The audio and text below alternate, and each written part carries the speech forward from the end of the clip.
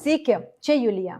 Šiandien noriu Jums pristatyti mūsų karštą naujieną – įrankių rinkinį PA168 komplektas. Jame yra mažas akų rankinis pjūklas ir akų šakų žirklės. Ir puiki žinia pradžiai. Jei Jums nereikia viso rinkinio, šiuos produktus galite įsigyti ir atskirai. Dabar pažiūrėsime, ką tiksliai gausite. Pradėsime nuo žirklių su ES25 L5 žymėjimu. Jos atkeliaus klasikinėje kartoninėje dėžutėje. Pakuotėje rasite pačias žirklės, 20 V akumuliatorių, 2 Ah, jungties į kroviklį, montavimo raktus peilių keitimui ir alyvos talpyklą. Mūsų naujasis pjūklas PK35 jau turi rimtesnę įrangą. Jis tiekiamas plastikinėme praktiškame lagaminėlyje, o pakuotėje rasite patį pjūklą, stipresnį 20 V akumuliatorių, 4 Ah, slankiojančią į kroviklį, juostos dangtelį ir taip pat alyvos talpyklą. Jei pasirinksite visą rinkinį, viską gausite šiame tvirtame lagaminėlyje su metalinėmis sagtimis. Čia rasite pjūklą, žirklės, 2 Ah akumuliatorių, 4 Ah akumuliatorių ir slankiojančią į kroviklį. Galbūt klausėte, kur yra antrasis jungties į kroviklis į žirklių pakuotės. Jo net nereikia. Visi akumuliatoriai gali būti įkraunami 2 būdais, todėl slankiojančio visiškai pakanka.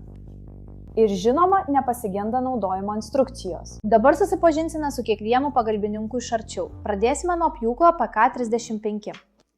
Puikiai telpa į ranką, o kalbant apie svorį, pats pjūklas sveria 1160 gramų, o su baterija 1845 gramus. Jei pridėsime apie 35 gramus alyvos, vis tiek tai yra labai lengvas įrenginys. Alyva pilama iš viršaus, dantelis turi ventiliacijos vožtuvą, o alyvos lygiai galite lengvai stebėti per šį permatomą langelį. Tepimas be to yra visiškai automatinis. Didžiulis privalumas yra be raktų grandinės įtempimas, jokių raktų ieškojimų kišenėse. Šiuo juodu žiedu atlaisvinsite arba pritvirtinsite dangtelį, o šiuo geltonu įtempiate grandinę. Paleidimo mygtukas yra platus, patogus 2 pirštams ir jį papildo saugos užraktas. Juosta yra 6 colių ilgio, tai yra 152 mm. Grandinė turi 1/4 žingsnį su 36 nareliais, o jos greitis yra puikus – 8 metrai per sekundę. Mažas patarimas dirbant sode. Atminkite, kad pjaunama mediena neturėtų viršyti 2/3 juostos ilgio. Tai reiškia, kad šis pjūklas yra idealus šakų pjovimui iki 10 cm.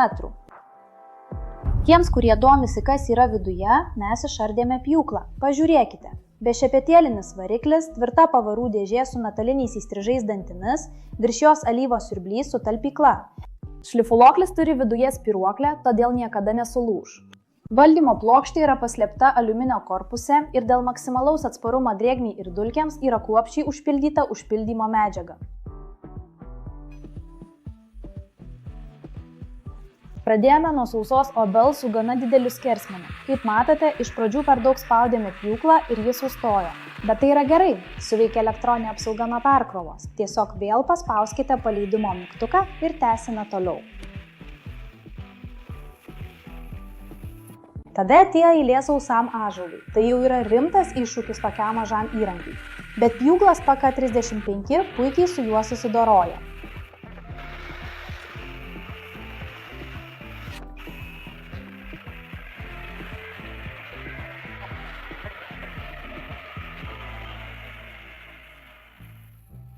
Pabaigai išbandėme pušį. Ant jos norime parodyti, kad pjūklas neprapuls net statybose, kur pušis yra pagrindinė medžiaga. Švarus pjūvis, greitas darbas. Dabar pereiname prie antrosios rinkinio dalies. Akų žirklės ES25 LED mm. Pačios žirklės sveria 700 gramų, o kartu su akumuliatoriumi 1110 gramų. Valdymą gali atlikti kiekvienas. Paspauskite pagrindinį mygtuką. Jis pyptelėjo.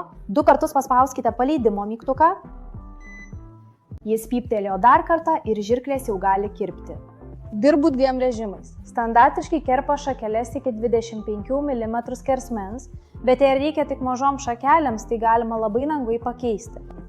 Laikykite gaiduką.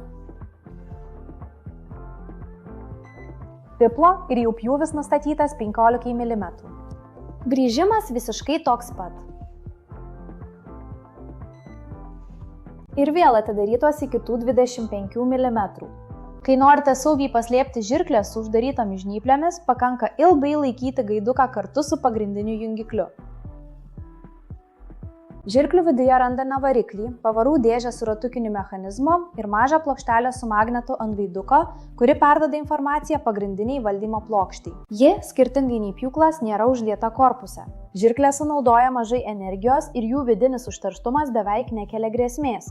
O kaip jos kerpa praktikoje? Įjungiame, 2 kartus paspaudžiame gaiduką ir pradedame. Plonoms obelų šakelėms pasirenkame 15 mm režimą. Kaip matote, žirklės per jas eina kaip per sviestą.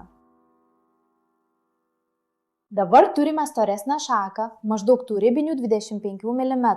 Perdžiungiame į pilną diapazoną. Švarus lygus pjūvis be jokio vargo. O ką daryti, jei turite aukštus medžius? Jokio kopėčių nereikia, pakanka naudoti prailginimo priedą. Ir jį galite naudoti abiem įrenginiams, tiek žirklėms, tiek pjūklui. Ir tai viskas šiandienai.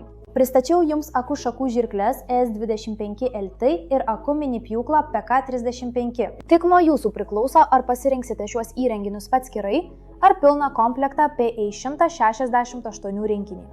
Jei jums patiko šis vaizdo įrašas, parašykite mums komentaruose, kaip jums patiko šis rinkinys. Palaikykite mus prenumeruodami ir paspauskite like. Būkite sveiki. Iki.